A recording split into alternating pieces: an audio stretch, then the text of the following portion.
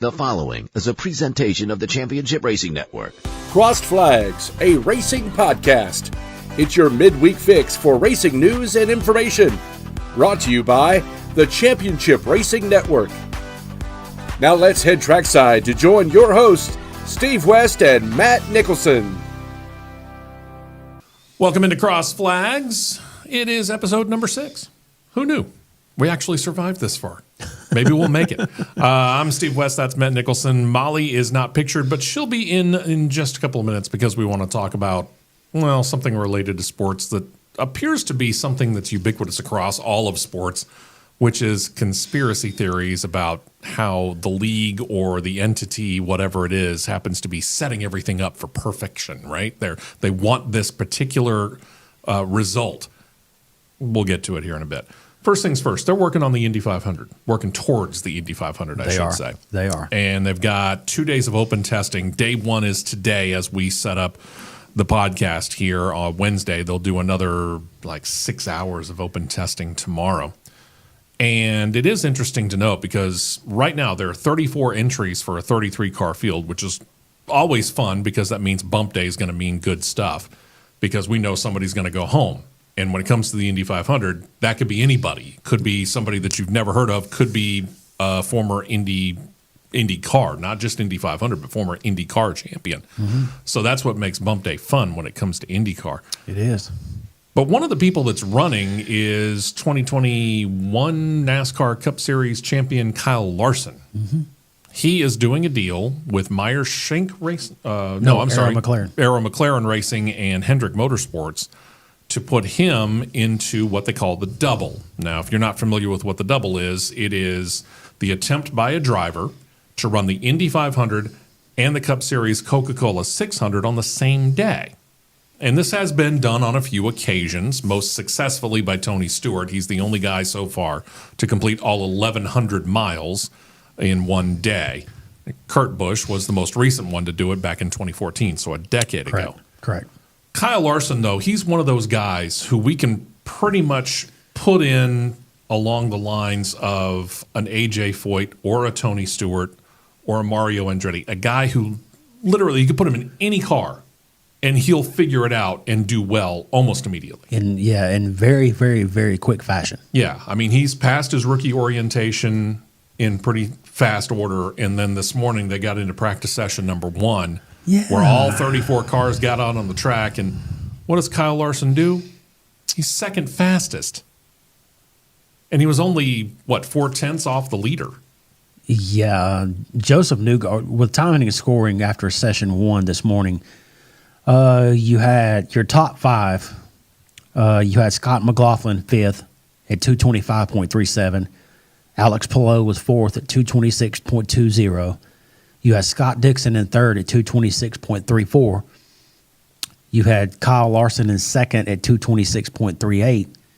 And then all the way up at the top, you have Joseph Newgarden at 228.81. And that kind of makes sense because Joseph Newgarden last year, he owned the oval tracks, including winning this particular race, the Indy 500. So it doesn't surprise me that the oval program for Joseph Newgarden is doing that well. Right. For Kyle Larson, though, this says a lot. This is him going out there and already making the statement, I'm not here to play around. I'm not here to learn. I'm here to go after it.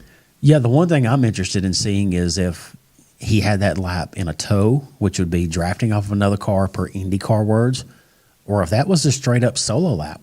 If it was a straight-up solo lap, he may be a threat for the pole. Absolutely. So they're in practice session number 2 right now. And then, like I said, for Thursday, tomorrow, as we do this podcast recorded live, they've got a 6-hour session coming up. So we'll have full details on this coming up during the Saturday show, which, again, you can check out right here or go to CRN Live on YouTube, and you can check it out. And that'll be 8 o'clock in the morning, Alabama or Central Time, 9 o'clock Eastern Time. So, yeah, we'll have all that information. But, man, I don't bet on things because I just suck at gambling. I'll be real honest with you. That makes 2 of us. But at the same time, if I were thinking about putting a couple of bucks down on a driver, not necessarily to win, but certainly to do well, I could not overlook Kyle Larson. Same here. Could not overlook. Yeah, it's a surefire bet for a solid run. Mm-hmm. Let's word it solid. It would not surprise me. Again, mentioned it just a little bit ago. The only guy who's run all 1,100 miles so far was Tony Stewart. It wouldn't necessarily surprise me if Kyle Larson became the second guy to run all 1,100 miles. Yeah, I mean, you know he's going to be a threat for the 600, automatic. Yeah. Oh, absolutely. I mean, recent couple-time winner. Yeah. Yep. He's going to be a threat. He will be indeed. So we'll keep an eye on that. Next up, what shall we talk about next? Shall we talk about something that you wrote about? I'm going to show you, or I'm going to tell you, I guess I should say, about our website. And it's something that we haven't paid a whole lot of attention to in our 6 episodes here. But if you go on to crnradio.us, don't go to .com, don't go to .net. That's an entirely different entity than us. crnradio.us, that's the website for Championship Racing Network. And our producer on Saturdays, not to confuse you with our producer on Wednesdays, our producer on Saturdays, John, he created a blog page on that particular website. And I don't know what it was, but we just kind of let it go for a while. Yeah, 2023, it was kind of touch and go, I guess you could say, because the both of us were really busy. We were traveling to a lot of races. Mm-hmm.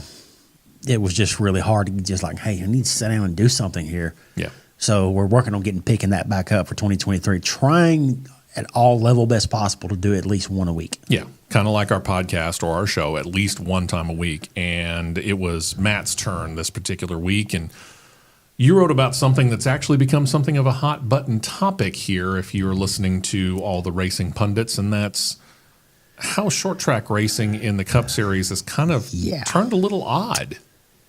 For lack of a better term, we're getting the short end of the stick on the short tracks. It's fell considerably off, and it's the best way to put it. It's in left field compared to every other thing that we see now.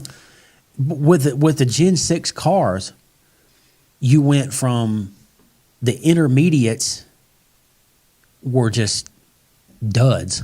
Yeah, they were kind of boring. Super speedways are going to be super speedways. They're going to always steal the show at the end of the day. Sure. Daytona, Talladega, the rules are set up for the cars to be bunched together, and it does create very, very exciting racing at a Daytona. And it's even seemed to have translated over to Atlanta, which lengthwise is that intermediate track, 1.5 miles, but because of the really high banking there and the new pavement that's over there as well, they put in the super speedway rules, and you and I were there earlier this year, February, when they had that 3 wide and tied for the closest finish in the history of the Cup Series. I think in the history of NASCAR, period. It was the second closest, tied for second. The top closest was Darlington. Right. Yeah, that's right. Second closest is tied with Atlanta and Talladega. Yeah. So a lot of fun, a lot of good racing at the super speedways. But now everything does seem to have kind of flipped. We'll get a better idea of exactly how good this car is at the regular one. Vegas was a pretty good race. Vegas was fair, yeah. Now we go to Texas. And Texas is going to be an interesting one because they have messed around a lot with Texas to the point where the banking in turns 1 and 2 is 20 degrees. The banking in turns 3 and 4 is 24 degrees. They might have messed with Texas just a little bit too much, truth be told. But we've seen them at Kansas. We've seen him at Charlotte. We've seen him at several of the other 1.5 mile tracks. And this package is good. But it seems to have come at the expense of the Bristols, the Richmonds, the Martinsvilles. It was Gen 6 cars. It was intermediates and super speedways. No, excuse me. Short tracks, road courses, and super speedways were at the top, and intermediates were in left field, past the left field foul pole. Yeah, and I'll go so far as to include in that the 2 mile of Michigan and the 2.5 miler of Pocono. They were just they were kind of duds, kind of the same way. And now it's complete flip. The short tracks and the road courses are in left field, past the left field foul pole. Now the intermediates are back in the ballpark, trying to chase down the super speedways, which you'll probably will never, ever, ever chase a super speedway race down because they always produce the tightest, closest, best racing that there is. I don't care what any driver has to say. I don't care what any car owner has to say. If you don't want to drive a super speedway race, call me. I will get in the car and drive one all day long, twice on Sunday. Sure. I mean, of all the races that I honestly feel like I could do, and I am nowhere near an accomplished driver, I'll tell you that right now. He knows this. I mean, he and I have both been on the track during the driving experience. I'm not as good as he is even at the driving experience, I can tell you that. But of all the tracks that I honestly feel like I could get in there and compete in, it would be a Daytona or a Talladega. And there's a reason why. You get in, you map the accelerator to the floor. And then it's a matter of trying to make sure that you keep your kind of dumb nose, and at least in my case of it, try and keep your dumb nose out of trouble. You know, for me, it would be I want to try and finish at Daytona all 200 laps, at Talladega all 188 laps, and try to avoid being caught up in something. Because after all, I'm not saying I'm going to win, but in order to win, you first have to finish. That would be me. Talladega or Daytona, or now even Atlanta. Well, more so Talladega or Daytona. Yeah. If I can see the lead cars and I'm within sight of the lead cars and can finish that race. So you're saying there's a chance. That's a successful day. So yeah, it would be a lot of fun, and yeah, it is one of those kind of things we hear from the drivers all the time in the post races at Talladega and Daytona. I either love this style of racing or I hate this style of racing. I get it, but it's part of the game. It's part of this particular sport. Right. You know, you only got to do it in this case 6 times a year, or for Daytona and Talladega specifically 4 times a year. All things being equal, it's not that bad of a deal. But for some reason, and I mean, there was plenty of passing there, but in watching the Martinsville race, it just seemed lackluster. Well, Denny Hamlin was talking on his podcast that he has with Dirty Mo Media. And he was saying and describing, I think he was trying to approach the three car. He said, I could get to the 3 car, but I could not pass him because the car, something with the cars, they put this bubble of air between the rear of the lead car and the nose of the trailing car. And you can't get to them enough to where you can physically just move them out of the way or knock them out of the way, as he was saying. Mm-hmm. You can't get to them. And for some reason, I cannot put my finger on it. I can't even put a thought to why the sanctioning body of the sport is not listening to the ones that are in the thick of it the most. They're screaming at the top of their lungs and saying it until they're blue in the face, the blue of this color of this shirt. We need this or we need that, because if you don't do it, you're about to kill your own product of racing by not listening, all because you're wanting to bring in another manufacturer. Let's back up here. That little company called Toyota Racing Development, they came in 2007. This is their 17th season in the top 3 levels, and even the top 4 levels, because they came into ARCA as well. Now, what majority of the vehicles that Toyota puts on the road, what cylinder engine do they have? V6. On the road, V6, yeah. V6. Or 4-cylinder. Or 4. Now, say it's Honda. Say it's Hyundai. Or say Nissan. It's Nissan. Those are the most obvious ones. Most obvious 3. You cannot tell me, especially Nissan and Honda, that they don't have the development capabilities to come up with an 8-cylinder engine that would put out 850 or 900 horsepower. You and I know that's automatically incorrect, at least in Honda's case. I'm not going to speak for Hyundai because their racing programs are still fledgling. Nissan too. But when you look at Nissan, when you look at Honda, these guys have been involved in Australia, which used to be known as the Australian V8 Supercars series. Sure. They're out there running that. You put Honda under the Acura name in IMSA here in the United States. Guess what they're running? They're running 8 cylinders. Yeah, they could do it. They could do it. They know that that's part of that process. They could easily do it. But what Denny Hamlin especially, I mean, people dislike him. People's going to dislike his snide attitude when he drives the car. But when you're good and you can get things done, you have the right to be. If you can put a helmet on and you can go out and constantly run top 5 and win races, you got every reason to be like, yeah, they got to beat me first. I don't see nothing wrong with that. But he's been the loudest voice saying that these problems, what it is. And he said it best on this same episode of the podcast that he said the other things on. They made these cars too easy to drive. Yeah. Way too easy to drive. They did a lot of things when they created or built up this Gen 7 car. They gave it independent suspension, all the different things that you were able to do with this particular car. And there aren't a whole lot of adjustments here in comparison to the Gen 6 car. They actually kind of dropped down the number of adjustments you can make on this car. This car is basically, you build it, you put it out on the track. It's ready to go. It is ready to build racer, buy a kit car, so to speak. Yeah, it's a kit car. And when you get right down to it, these drivers, these are the best of the game in stock car racing, and they go out there and they find the limit. Their job is to push the envelope, to use the phrase out of Top Gun. That's their job, is to push the envelope. And they find the edge of it.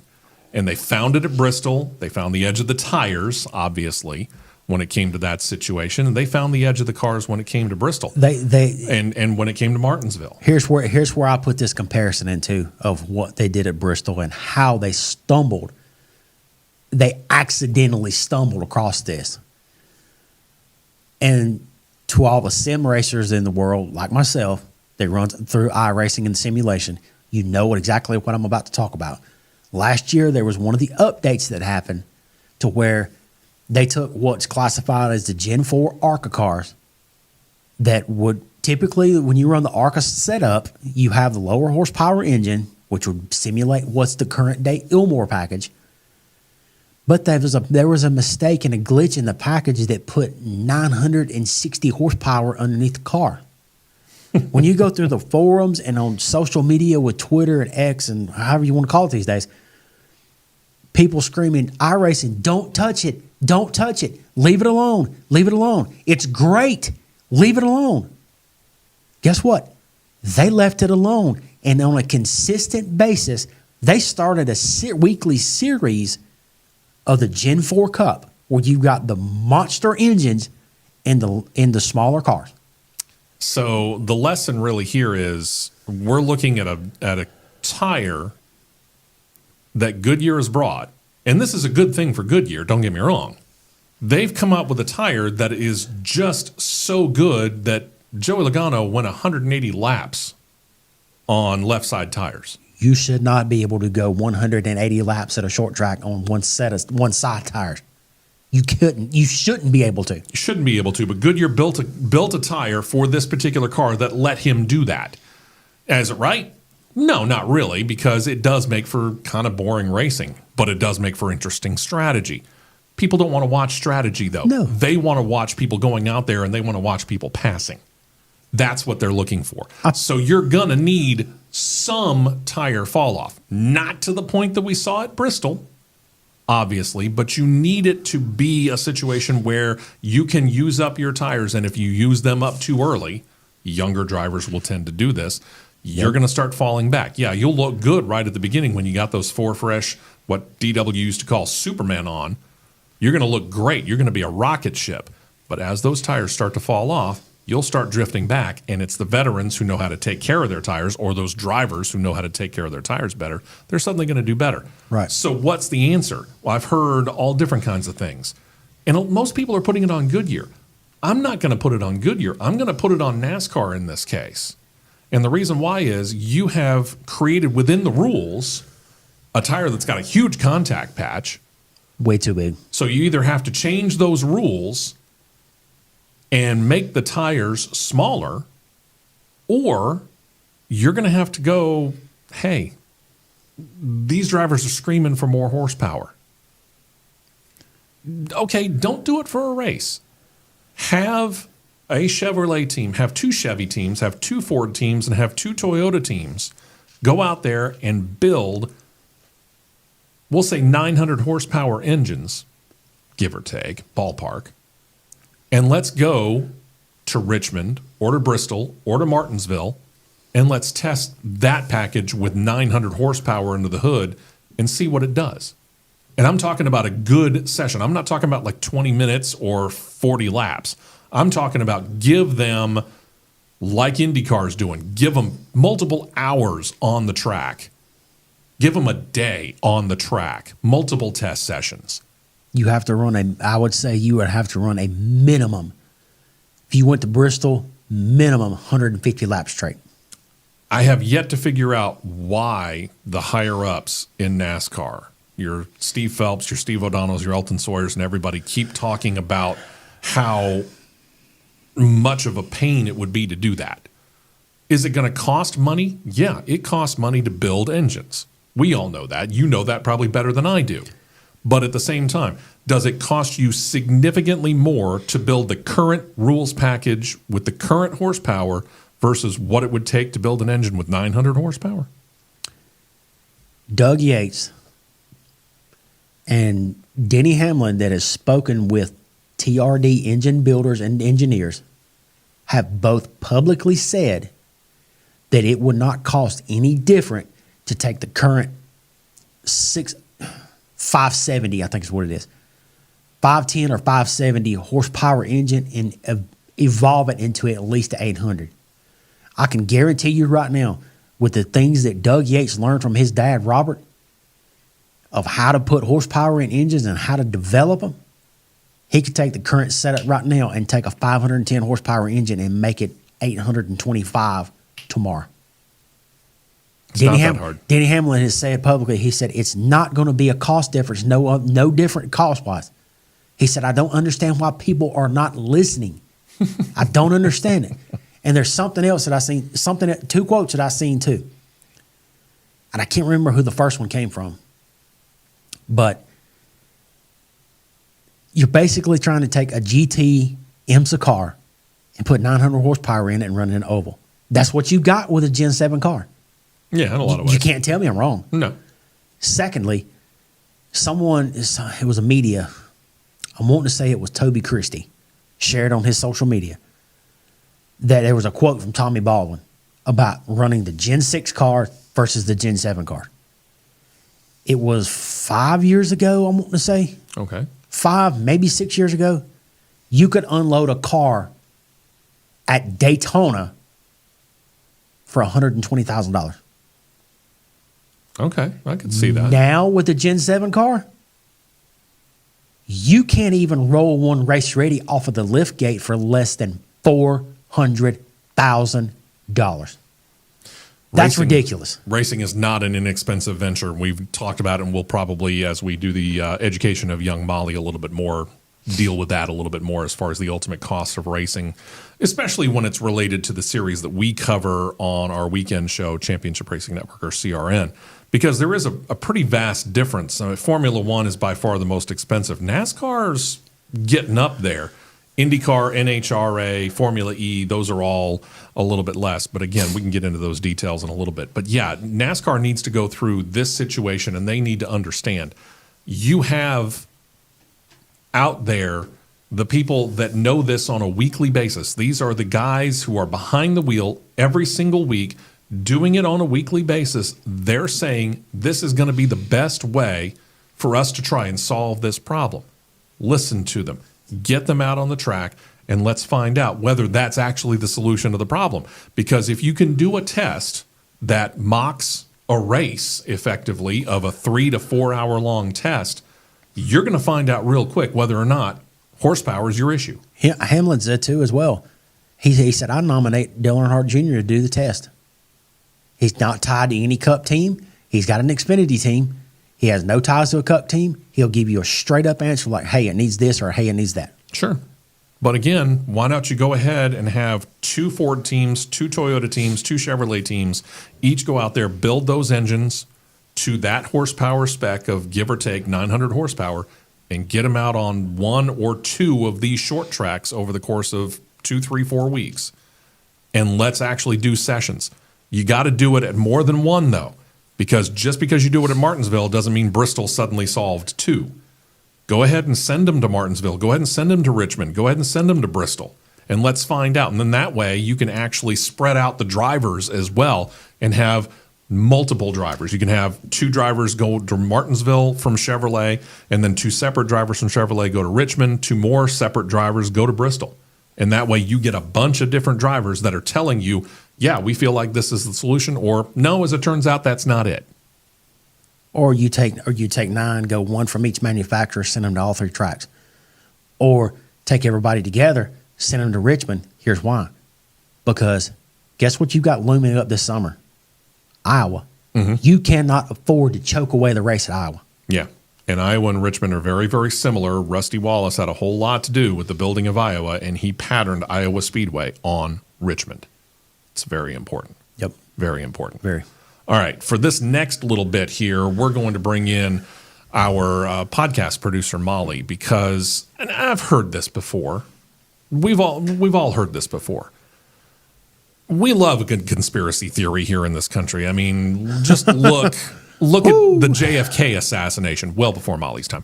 But I'm sure of all the conspiracy theories on the planet, Molly, you know and have heard about the John F. Kennedy assassination conspiracy theories. They're rife out there. They're just all over the place. I think so. Okay. I was the second man on the grassy knoll. No. No, I would have been -5 at that point in time. So, no, I wasn't born yet. But conspiracy theories suddenly have made their way into the sports world. And a lot of people want to state that this league, or for us, NASCAR or Indycar or Formula One, have a specific way that they really would like to have the results play out. For you, Molly, you had mentioned the National Football League. Mm-hmm. Okay. Give us a couple of examples that you've heard when it comes to conspiracy theories for the NFL. So one of the more, I guess, recent ones is the Super Bowl logo every year. Mm-hmm. And, they always design it about a year in advance. And then they release it after the Super Bowl. And whatever the color of the logo of the actual Super Bowl logo, those are the 2 teams that are going to be in it. So the year that it was in Glendale, the logo was green and red. And it was the Eagles and the Chiefs. Yep. And so this past year in Vegas, it was red and purple. It was red and purple. So everyone thought it was going to be the Ravens and the 49ers. Oops. Obviously, that didn't happen. No. So this was the first year that, I guess, conspiracy theory was kind of proved wrong. The year that it was in, I think, L.A., when it was the Bengals and the Rams, mm-hmm. It was orange and yellow. In some ways, though, are not those colors chosen because of where? Usually. So that has something to do with it. Like where the Super Bowl is being held, I guess I should clarify that. Like next year it's in New Orleans, and it's like purple and yellow and green, which, makes sense for New Orleans. Sure. So, and, everyone always just loves to say, oh, it's part of the script. And the NFL, they even had a whole commercial about it. I love the fact that they made fun of it. Oh, yeah. It was fantastic. Because at the very end, the guy, he's like, and you're never going to guess what I have planned for the Super Bowl. And everybody flips the page, and they're like, no way, really? It's great. So conspiracy theories are rife within the sports world, and I'm going to give this latest one, and Molly can do what she wishes with it. So at Martinsville, it's Hendrick Motorsports celebrating their 40th anniversary this year. It's called the Ruby Anniversary. I didn't even know that the Ruby was the gift for the 40th anniversary until this weekend. So they come out with paint schemes where all 4 of the Hendrick cars come in, and they're all this beautiful ruby red. And sure enough, what does Hendrick Motorsports do? They go out there and they finish 1, 2, and 3, with the 4th car finishing inside the top 10. Now, on the surface, you're sitting there going, Hendrick 40th anniversary, all of them running special paint schemes. Yeah, kind of makes sense. NASCAR scripted it. Checks out. Jeff Gordon open. If he hadn't opened his mouth, probably nothing would have been said. Jeff Gordon, in his post-race interview, very, very excited, said not just once, but twice, couldn't have scripted this, which immediately got everybody going, oh, couldn't have scripted it. Jeff Gordon, Hendrick Motorsports, top 3, first time ever at Martinsville that one team has swept the top 3 finishing positions. Folks, here's the thing. Run some numbers. You mentioned another conspiracy theory, Molly, related to, what was it, Iowa LSU women's college basketball game? No, it was me. Was it you? Yeah, Okay, I couldn't remember who it was, but I knew one of you two had. I approved of it, though. Okay, let's go down that road real quick. What's the conspiracy theory related to that game? So with the Iowa LSU game, they played in the Elite Eight. You know, the winner would then go to the Final Four. All right. And everyone thought that game was scripted for Iowa to win, just because, you know, like, I will never discredit Caitlin Clark because I think she's a phenomenal athlete. Sure, but sure. everyone thought that the game was scripted so that, you know, Iowa would, of course, win and not only beat LSU in the Elite Eight, because this was a rematch of last year's Sure. national championship game, that they would go on to then win the whole thing. Because that would just kind of be like the cherry on top to not only the season, but like of Caitlin Clark's career. Because she did announce that she was entering the WNBA draft. And then Dawn Staley and the Gamecocks say, I would like a word with you. Sure. But even on that, now I have to admit, I don't remember what the score was, but as I remember, that game between Iowa and LSU last year that LSU won was actually pretty close. Could have gone either way. It was a great game. It was tight, yeah. And it was like the ring pointing and the you can't see me. It Yeah. was all So of that. in the end, if it's that close then, and you're going to get a rematch where you've had a whole year effectively to go through and watch that game, if you're Caitlin Clark and all those players that are playing for Iowa and go, where did we go wrong? Well, I will say, too, in the year before, so Iowa actually played South Carolina in the Final Four. And Iowa beat South Carolina to then play LSU in the national championship. So a lot of people kind of thought, like, oh, no, this is South Carolina's revenge game. Like, they're not losing this one. So in looking back, little history lesson for those of you like Molly. For Martinsville Speedway, this is where Hendrick Motorsports basically found their life. Rick Hendrick is a Chevrolet dealer in Charlotte, North Carolina. And he decides he's going to go racing with a team that he's named All-Star Racing. Doesn't have a sponsor. Has a driver by the name of Jeff Bodine, who is not bad, but you know, nobody was mistaking him for Richard Petty or Bobby Allison or DW or Cale Yarborough or anybody at that time. And they start to get to the Martinsville race in 1984, and Rick is suddenly thinking, we may not have the money to go. His team, all of the crew, and Jeff Bodine, his driver, come to him and go, the car's built. It's 2-hour drive to get from the shop to Martinsville Speedway. Let us go race Martinsville. Let us just do this one more race. So Rick's like, okay, go do this one more race. Probably going to be our last race as an organization. He was so down about that he and his wife Linda didn't even go to that race that day. He and his wife Linda went to church. They spent the day at church. When Jeff Bodine actually parked that 5-car for All-Star Racing in Victory Lane, Rick didn't know about it. Rick didn't find out about it until his mother called the church and had them get and put Rick on the phone. And she said, we won. And he went, we won what? We won at Martinsville. Yep. Since that 1984 race, 40 years, Hendrick Motorsports has won at Martinsville 29, counting last Sunday, times. Let me repeat that. 40 years, 2 races a year. That's 80 races at Martinsville. Hendrick Motorsports has won 29 of them. Yep. That's more than 30%. That's more than a third. I don't have the percentages sitting in my head right now. 44 years, 2 races a year, that's 80. That is probably close to 35%. let's just say that Hendrick Motorsports knows how to get around Martinsville Speedway. Yep. So before you go thinking that it's some sort of whacked out conspiracy theory that NASCAR scripted to make sure that Rick Hendrick and Hendrick Motorsports grabbed a win at Martinsville on the 40th anniversary of their celebration, number one, as an organization of 40 years, but basically this was the celebration of their 40th anniversary of getting their very first win as an organization.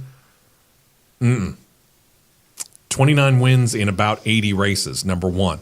Number two, they are the all-time winningest organization in Cup Series history with 305 and counting wins in 40 years. You may not like Hendrick Motorsports. You may absolutely hate Hendrick Motorsports. But you can't deny Hendrick Motorsports has done very, very well for themselves. So, no, it shouldn't come as a surprise to you that they actually did get the win at Martinsville last Sunday. And no, it's not a conspiracy theory. Sorry. If people want to go down that road, I could sit here from now until dark and line up conspiracy, could fall in the conspiracy theory category from now until dark. Sure. And if you really wanted multiple places. If you wanted to tick off the NASCAR world as a whole, Dale Earnhardt Sr. on the 20th try. Nice round figure, right? 20th try at the Daytona 500? Yep. Call that a conspiracy theory. Ooh. Watch some Dale Earnhardt fans get ticked off. But it's out there. Or when they go back in July of 2001 after he loses his life in the 500, then all of a sudden, here comes Junior, right up through the field. Yep. Who wins the race? Junior. That could fall into it. Absolutely. Let's see. When the 3 car comes back in 2014, who sets on the pole for the Daytona 500? Sure. That would be the 3 car. Her debut in the Cup Series when she runs her first race. First full season. Danica Patrick. In the 10 car for Stewart Haas Racing. Who parks it on the pole? Danica Patrick. And has the fastest pole speed since 1998, I believe. Conspiracy theories are out Yeah. there, but the thing about it is they're easily debunked, folks. That's the thing about it. They're easily debunked. It's fun. It's fun to sit there and talk about it. And I'm sure over on Jocks, you guys, certainly in the 3-man front, Molly, have talked about plenty of them over the course of time, and the morning show has as well. And I can tell you right now, the morning show I'm involved in on Talk 99.5 with Richard and Valerie. Yeah, we love talking about conspiracy theories because they're just too easy to debunk. There's a few fun ones, too. Oh, yeah, absolutely. Yeah, Sure. Absolutely. So, yeah, chill out, folks. It's not scripted. Hendrick Motorsports went out there and legitimately earned this by going out there and performing pit stops when they needed to perform pit stops and taking the proper gambles when they needed to take them. They did it right. That's a legitimate win. Sorry to bust your conspiracy theory. Yep. Coming up this weekend, we're going to be talking a little bit more about the whole short track issue here. Plus, we're going to talk a lot more, as I told you, about Kyle Larson at Indy as he prepares to run the double coming up here. And speaking of rumors, in Formula One, an interesting rumor has popped up about the potential sale of an organization. I'm not going to call it a conspiracy theory, but again, rumor mills are rumor mills. I don't put a whole lot of stock in it, but of course we'll talk about it anyway. All that and more coming up during our 2-hour show on Saturday. Join us again then, 9 a.m. Eastern, 8 a.m. Central Time on CRN Live on YouTube or however you wish to get us. We'll love to have you then. And, of course, we'll be back next week with episode number 7 of Crossed Flags. Thank you, Molly. I appreciate you being a part of it. Matt, I'll see you on Saturday. Let's do it. All right. We'll talk to you then right here on both CRN and Crossed Flags.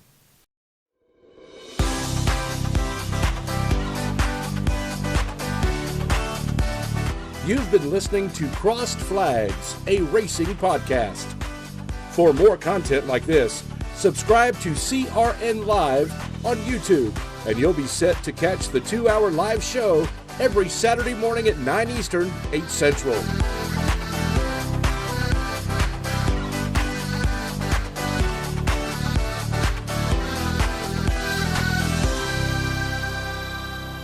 This has been a presentation of the Championship Racing Network.